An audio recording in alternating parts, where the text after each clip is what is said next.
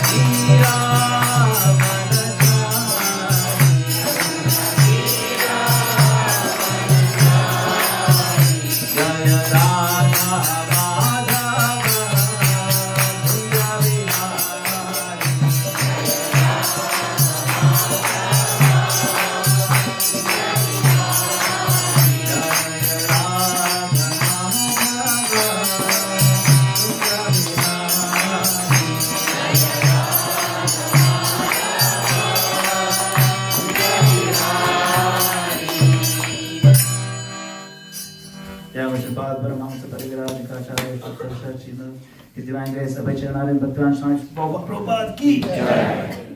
Kantarat Bhagavad Gita ki. Jai Go Pranam.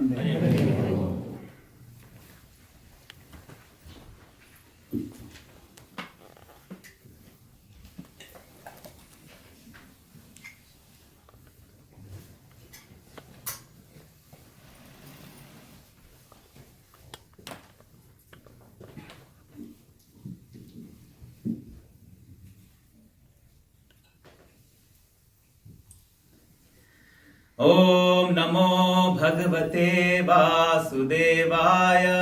Om Namo Bhagavate Vasudevaya. Om Namo Bhagavate Vasudevaya. Om Namo Bhagavate Vasudevaya. Bhagavate Vasudevaya.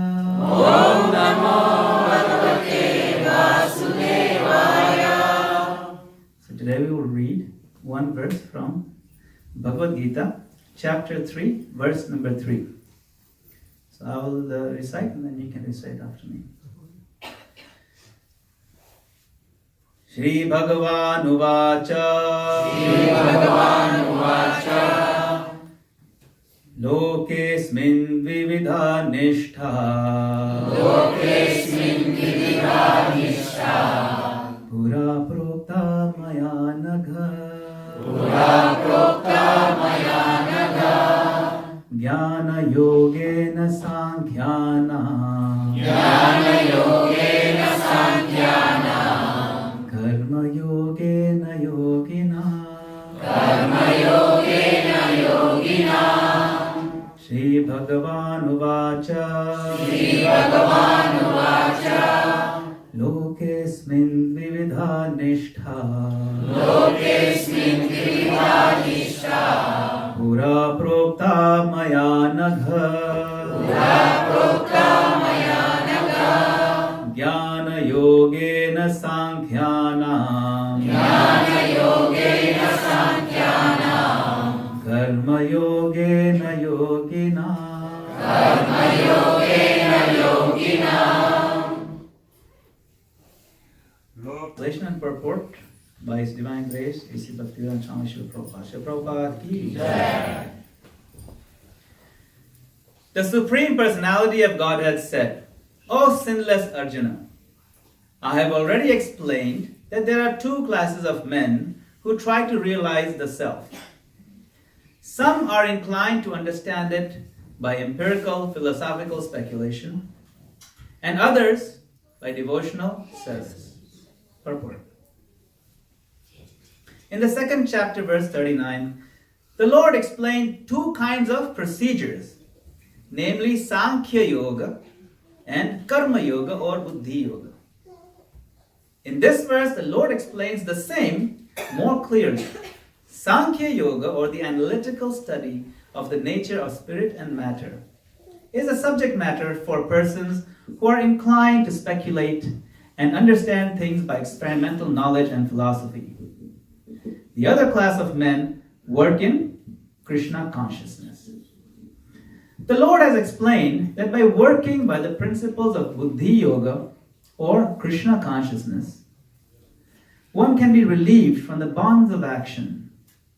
And furthermore, there is no flaw in the process. The same principle is more clearly explained in the 61st verse, that this Buddhi Yoga is to depend entirely on the Supreme, or more specifically, on Krishna. And in this way, all the senses can be brought under control very easily. Therefore, both the yogas are interdependent as religion and philosophy. Religion without philosophy is sentiment, or sometimes fanaticism, while philosophy without religion is mental speculation. The ultimate goal is Krishna, because the philosophers who are also sincerely searching after the absolute truth come in the end to Krishna consciousness. This is also stated in the Bhagavad Gita.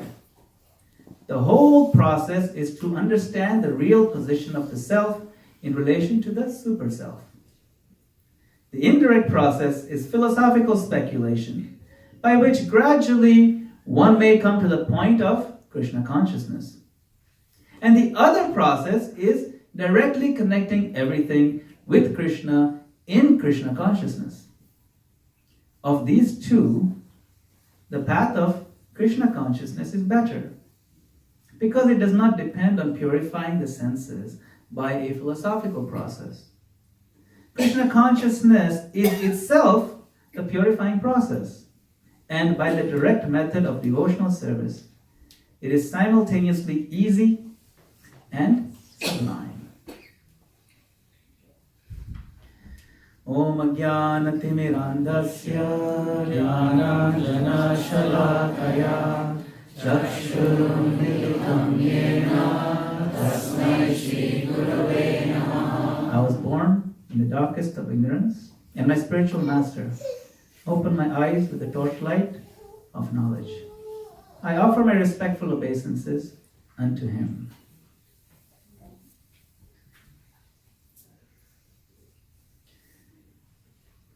So Srila Prabhupada, in the purport, uses this word, sentiment. Does anyone recall the sentence, the very famous sentence that Prabhupada used in this purport? Religion without philosophy is sentiment.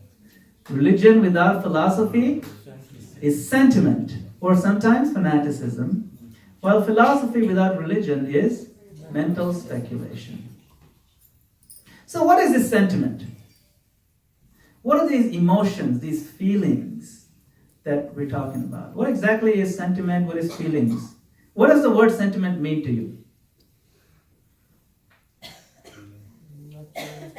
Natural? Attachment, yes, that's a good word. What does the word sentiment mean to anybody, generally speaking? Unexplained beliefs. Unexplained beliefs, yes, sure. Sentiment. Sentiment generally applies to something unexplainable, or like a belief, or maybe a feeling, or an emotion. Yeah? Yeah, it's an interesting word, is sentiment. It's kind of hard to really nail down the meaning. You know? What does it mean? Is it a good thing? Is it a bad thing? Is it natural? Is it unnatural? What is sentiment? What is sentimental? What is sentimentalism? What are emotions? What are feelings? We know we have them. We know they're there. In fact, that's what drives the whole world, isn't it? Feelings, emotions, sentiments. These are very powerful. They drive practically everything that we do, we believe in, we live for, we work for. We work hard, right? We work hard, as you can see, people go out and work really hard, and they're driven by some motivation. Maybe while they're working, they don't seem very emotional or sentimental, but there is some inner drive that is driven by another sentiment, maybe a feeling towards somebody else, maybe their family members. Like you see this lady is cooking with so much love, she's going to make a big amount of something, maybe she has a family or some friends, she's having a program or something, and these men are working very hard. This family is there, very happy. That's a happy sentiment, happy emotion. We celebrate joyfully, or sometimes we're going through some very trauma. That's also a sentiment, that's also a feeling. Sometimes we have feeling for a family, or feeling for our country. Like this soldier is definitely feeling moved by something, you can see. Or our grandchildren, or our grandparents, and so on. There's so much powerful emotion that we invest, we can't even explain, like Omprabhu was saying. It's an unexplainable thing sometimes. Why I feel such a strong feeling. Feelings are very, very important in our life.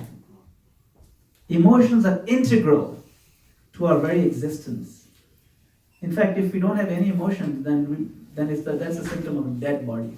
Dead body, So, the heart has to be beating. That's one of the vital signs. Emotion is a vital sign, actually, But sometimes our sentiments and feelings are attached to maybe not something happening, but something happened before, like our memories, like maybe when we were children, or maybe something, so we look through photographs and albums. Although these days people don't really get these sort of albums, you just look at digital photographs. Go on Facebook and you get reminders. Nowadays we need to be reminded also 7 years ago what I was doing. But and when they pop up, they evoke an emotion. Sometimes they evoke tears even. I can't believe I used to be so skinny 7 years ago. And I start crying. Right? Or something we're going through right now. There's a lot of stress and I just can't handle it. So this lady is obviously going through something. Maybe she's praying, so there's some emotion flowing there for sure. Or something in the future. We anticipate that yes, I'll get a big car, a big house, bank balance, or I worry about these things, or maybe about our children, what's going to happen to them. Either we worry, or we stress out, or we get excited about. So we have sentiments invested in the past and in the present and in the future. Sometimes we get very like once in a lifetime kind of events, which are very exciting. You can see like right over here, there's a bunch of people in this colorful picture. So there's two people on the side, right? So they're pretty happy. Like this lady down here, she's like, I think she's happy that she got her sunglasses because it's so bright that day. And then that's the father of the bride, I think, back there. He's really happy for some reason. And like, generally they're supposed to cry when the daughter is, anyway. And even the daughter is supposed to cry, but she's really happy. I think this guy on the side, he looks like maybe the Pandit, he got a good dakshina, he's really happy. Only guy doesn't seem so happy is this fellow over here. I mean, kind of hard to tell what he's going through, the groom. But anyway, so these are different emotions right in one picture. And we don't know what, So, emotions, these are associated with our memories, or with what's going on right now. They're strongly bonded to our anticipations, our expectations, our worries, and our fears. Sentiments, feelings, emotions. Now, some of us are more emotional than others. We all have that one friend, who gets emotional at every small matter, like this person here. You can see maybe he's watching a movie, sad movie or something, and he's just like, oh, right? And sometimes someone will tell us, oh, you are just too emotional or too senti. Senti is just short for sentimental. That's the Indian word. Okay. Which means our emotions are making us do things that are irrational or maybe detrimental to ourselves. If we do something on emotional basis but not based on what's logical or rational, then they say you're too sentimental or too emotional. It's not good for you. And then what do we respond? You are a stone-hearted robot. You don't have any feelings. After all, I'm human. It seems like you have no heart. How can you say I'm too emotional? I'm going through, some crisis over here. We don't know what the crisis is. You're not me. So, this emotion, some of us are more than others. And some people are good at hiding their inner emotions.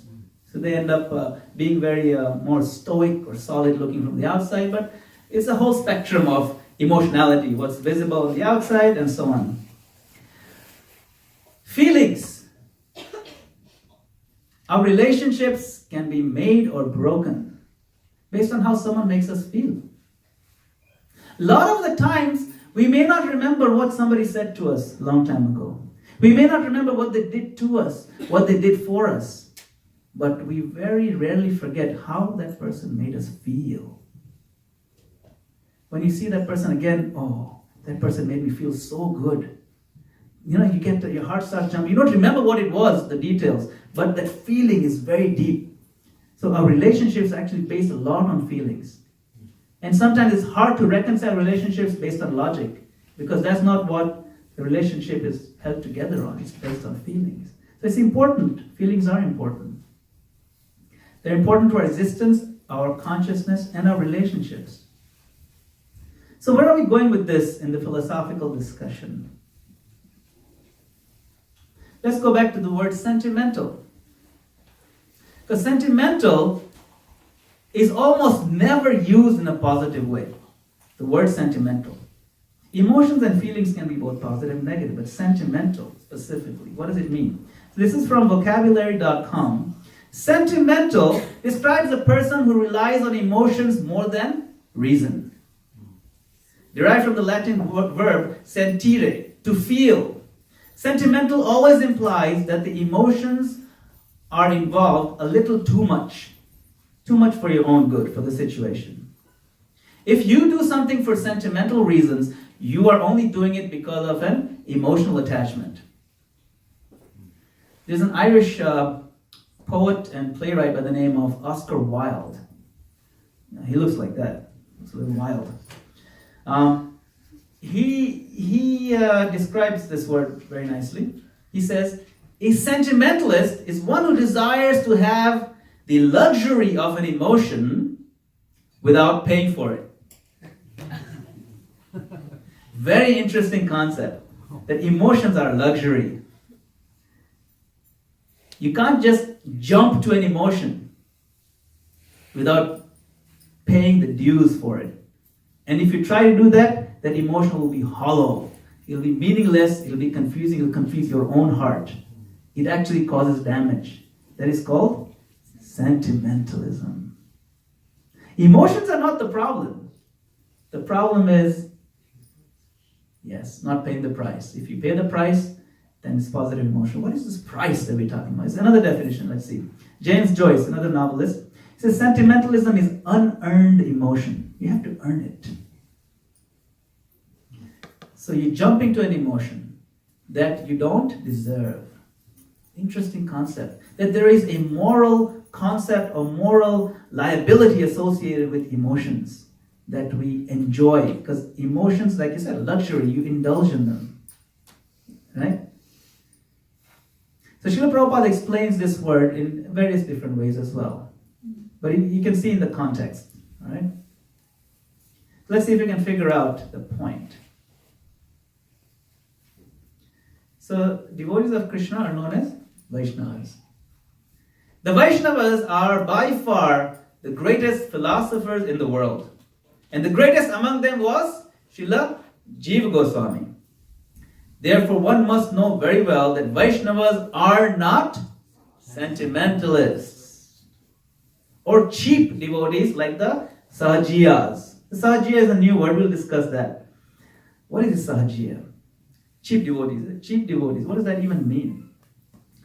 All Vaishnava Acharyas were vastly learned scholars who understood Vedanta philosophy fully. This is from the purport of this verse in Chaitanya Charitamrita. Srila Prabhupada explains.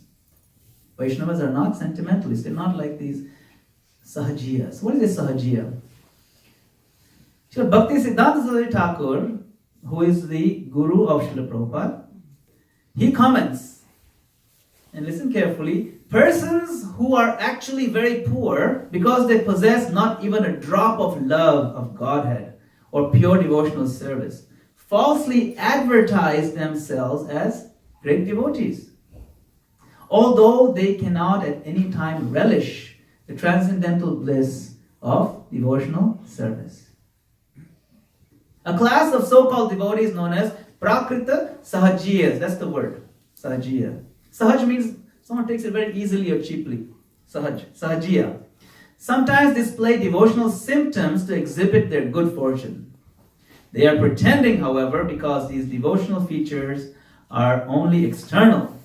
Prakrita Sahajiyas exhibit these symptoms to advertise their so-called advancement in love of Krishna.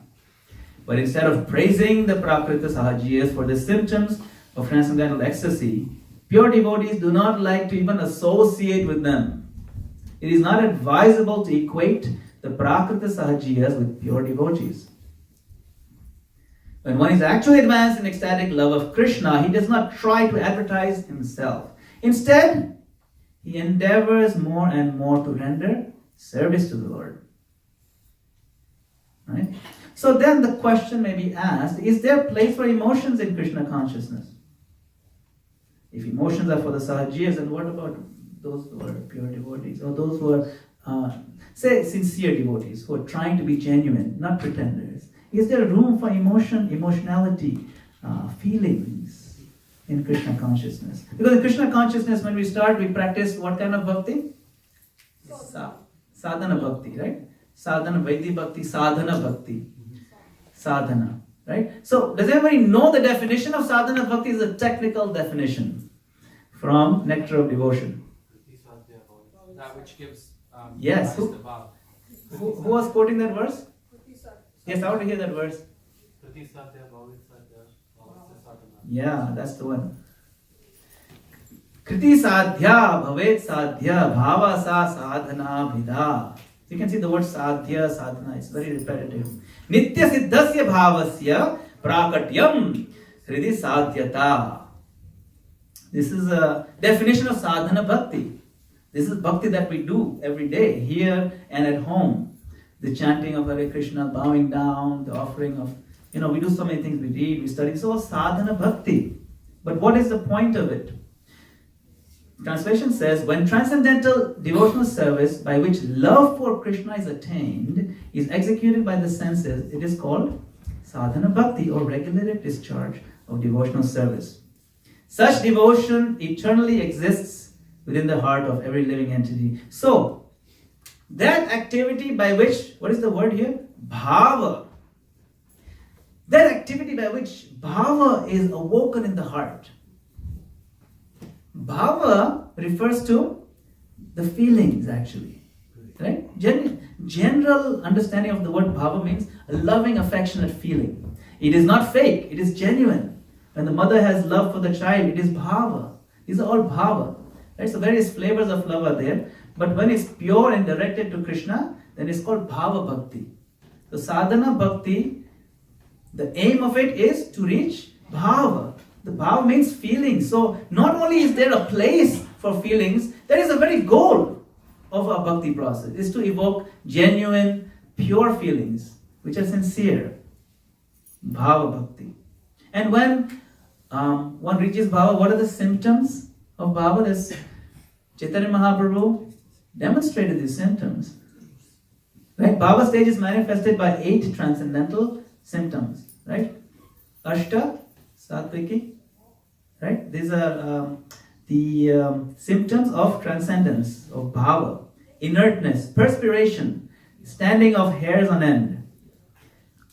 Have you seen that? Standing of hairs on end? Like, it won't work for me, but maybe for you. Your hair stands up on end, right?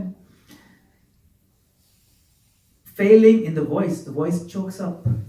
We see that. You don't even need to be, it doesn't have to be even directed to Krishna. This choking up of the voice, we've seen it when someone is just so overcome with emotion, and the tears, they flood the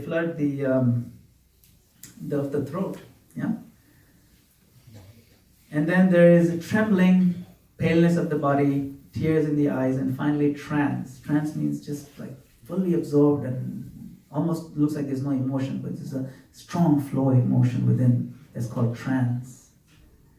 Now Chaitanya Mahaprabhu, whose appearance we're going to celebrate in just a couple of days, he came to not only demonstrate this, but to show that this level of intense love and feeling is meant for us, not just for him. It's meant for all of us to try to awaken, to uncover. Right? So between now and Gaura Purnima, we can plan to do that. We can plan to purify ourselves, that we can become qualified to advance on this process. Right?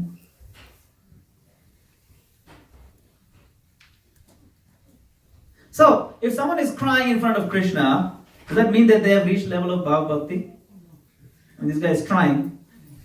Tears are not coming, so he's kind of, supplementing it a bit. Does it mean that someone is crying in front of Krishna that they reach Bhava Bhakti? No. Not necessarily, right? Not necessarily.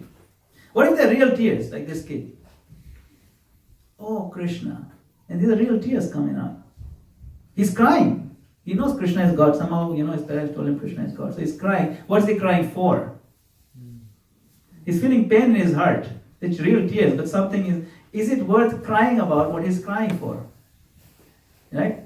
Oh, Krishna, I lost again in Super Mario Brothers. For that age, it means a lot. Anybody know what is Super Mario Brothers? When I was a kid, I used to play it in like 1985 or something when it came out. It's a Nintendo little game, I was just like 10 years old, and this little character, his name is Mario, and he has a brother, Luigi, and they run across the screen, and then they jump, and they get coins, and then they have to kill little turtles, and then go and save the princess, who's apparently a mushroom. So it's really funny. But, you score points and things like that, and then if you lose to your brother, it's the end of the world, So, is this worth crying for, is the point? Is it substantial? That's the question to ask. So what are things that are worth making emotional pleas to Krishna for? That we pray to Krishna. Is it good to make an emotional plea or tears in front of Krishna for these things? Let's see. So just say yes or no if you think it's a yes or no, right? You're getting more M&Ms than my brother. No, not good. Sometimes my brother got 2 more M&Ms than me. That's not right. And that's not worth crying for, really, right?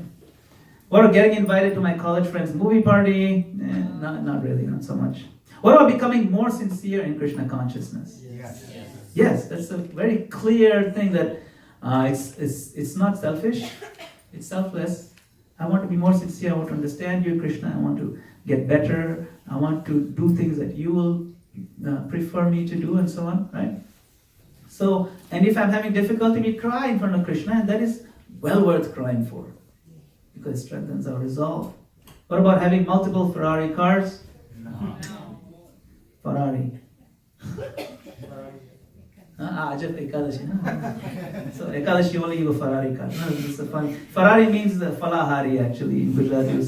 Falahari means like you don't eat anything with grains and beans. You only eat phal, like fruits and that sort of thing. So like today is Ekadashi, and we break our fast tomorrow. What is the breaking fast time?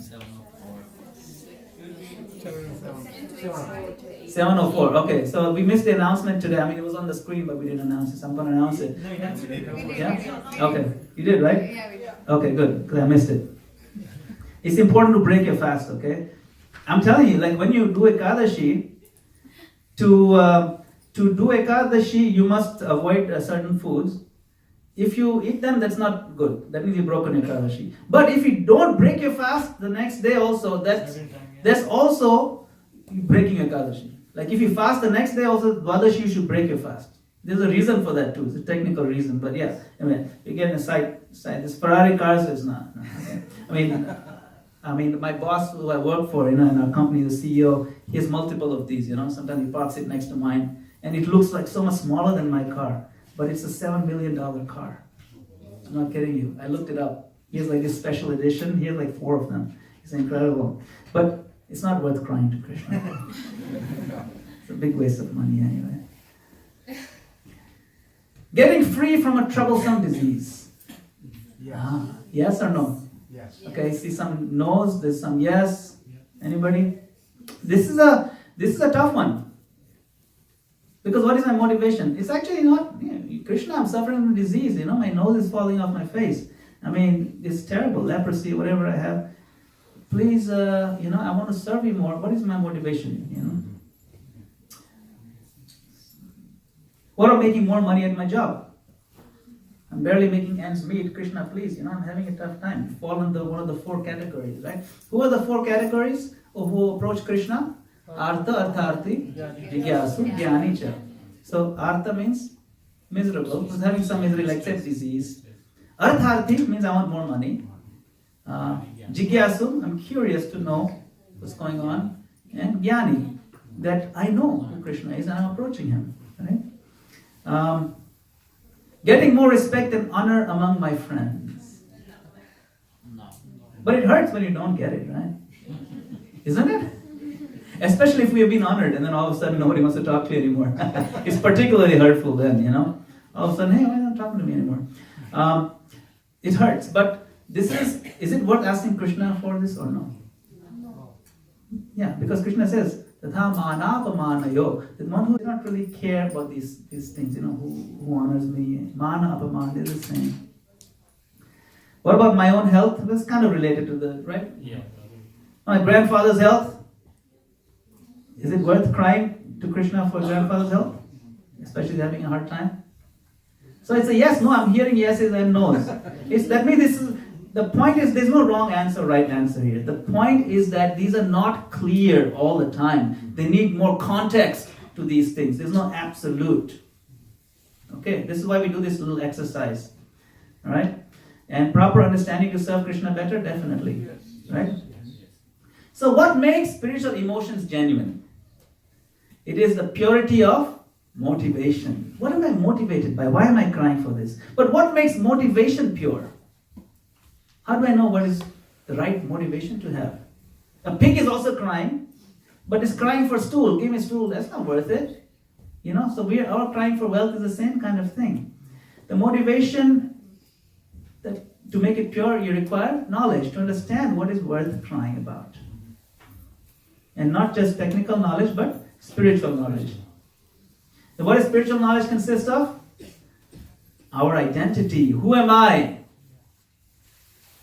Right? Who am I? Our relationship with Krishna.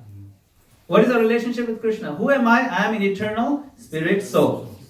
And what is my relationship with Krishna? I'm an eternal part and parcel and servant of Krishna. Right? What about the world around us? We should know what is this world that we're in. What is our relationship with the world?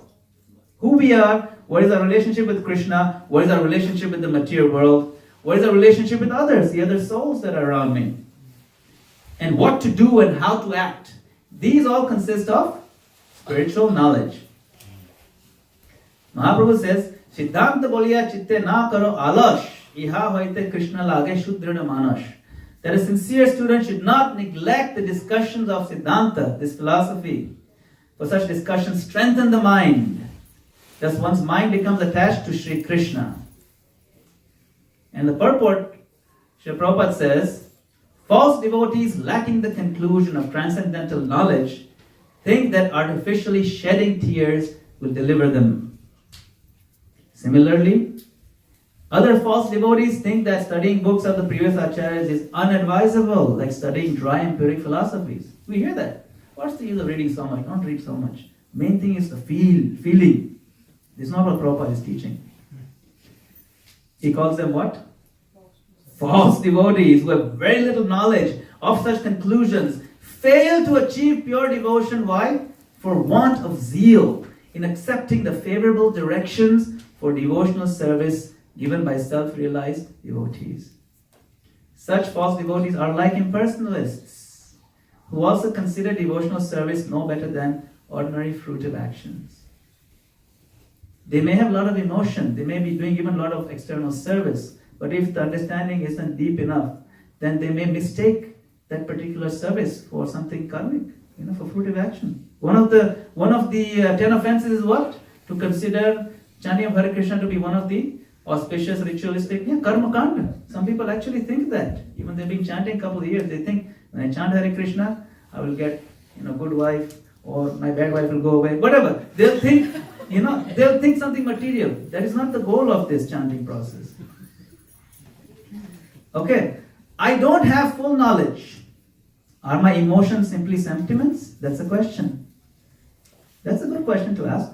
You are talking about all these Siddhantas. I can't even pronounce the word Siddhanta. But I have feelings. Are those feelings valid? It's a good question. See, Krishna is all attractive, and many people will feel an immediate attraction to him. He is beautiful. And our original deep-rooted love also jumps out, and the soul becomes happy when we see him, even for the first time in the temple. So it's not invalid, it's definitely valid. There's a root there. But due to our material conditioning, our true knowledge is covered. So we need to realign with proper training, proper understanding, proper knowledge. Krishna is also known as Bhavagrahi. Anybody know that verse? It's from Chaitanya Bhagavad. The first word is Murkha. Murkha. Murkho vadati Vishnaya Dhiro vadati Vishnave Ubayostu samam punyam Bhavagrahi Janardana. That the fool will say Vishnaya. Fool means you don't know Sanskrit. You're supposed to say Vishnave. Om Vishnave Namah, not Vishnaya. Right? Maybe Krishna is a Krishnaya, but Vishnu, you say Vishnave, not Vishnaya. But he doesn't know, so he says Vishnaya. But Krishna, he gives them the same credit because he is Bhavagrahi, he is the Bhava. So there's something definitely there, there's some sincere,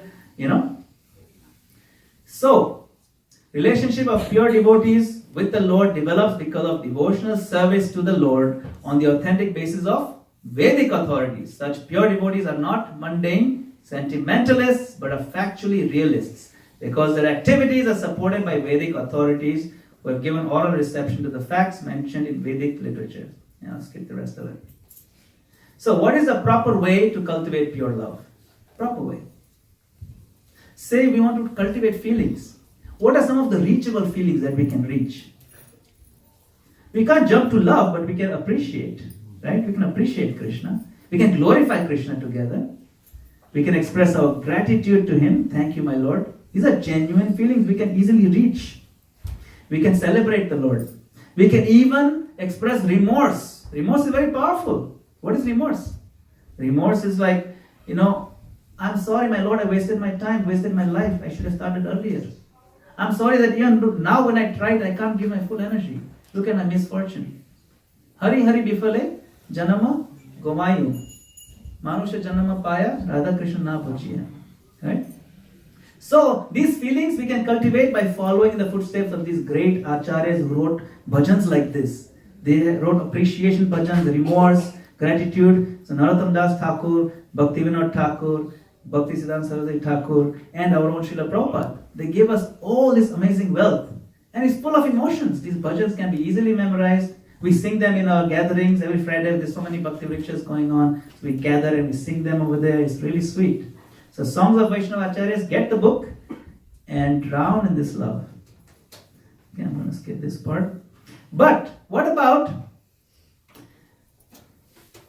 how do you know someone is genuinely have bhav? Because you can't tell, right? Someone is very good at pretending. There are other symptoms that you cannot pretend. What are those? Cessation of material desires. The person doesn't have material desires. Shanti. Utilization every moment in serving Krishna. Don't waste time. Eagerness to glorify the Lord all the time. Attraction for living in the holy places, like near a temple or in a temple, or living in the holy dham. Complete detachment from material happiness, the pleasures, virakti. And pridelessness, manashunyata. These are genuine symptoms that cannot be duplicated or faked. You can't fake manya shunyata, right? You can't fake any of these. These are symptoms of bhava. One who has developed all these transcendental qualities is really possessed of the bhava stage as distinguished from the stone-hearted imitator or mundane devotee. The whole process can be summarized as follows. The advanced devotee who chants the holy name of the Lord in a perfectly offenseless manner and is friendly to everyone can actually relish the transcendental taste of glorifying the Lord. And the result of such realization is cessation of material desires, etc. So this is in the purport Srimad Bhagavatam verse. So, how do we practice this Krishna consciousness? We chant Hare Krishna, Krishna Krishna, Hare Hare, Hare Rama, Rama Rama, Hare Hare. You can do it in a group, Sankirtan, like this picture here. And we can also do this japa. Those who are devotees who are initiated, they practice daily japa as well. And if you're interested, you may sign up for doing this. We have the Shiksha program. You can sign up for doing one round every day, and you get a certificate that was announced earlier. If you're interested, please see Srinivas Rajan Prabhu. You can sign up for that. Then you offer our pure vegetarian food to Krishna before we eat. And then you come to the temple, bow down to the deities. Shishigonitai ki. And then another practice. Hearing and reading. What did Mahaprabhu say? Don't be lazy. Hear and read. Right? Come to the temple regularly. And just remember this one reality. That Krishna is a well-wishing friend. He wants us more than we do. So that makes it very encouraging. He's always there to help us. Right? So thank you very much for listening. Srila Prabhupada ki. Hare Krishna.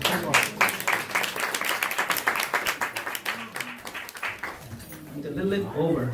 I mean, we ended on time, but we didn't leave much time for questions. Maybe a minute or two for questions. Anyone have any questions or comments?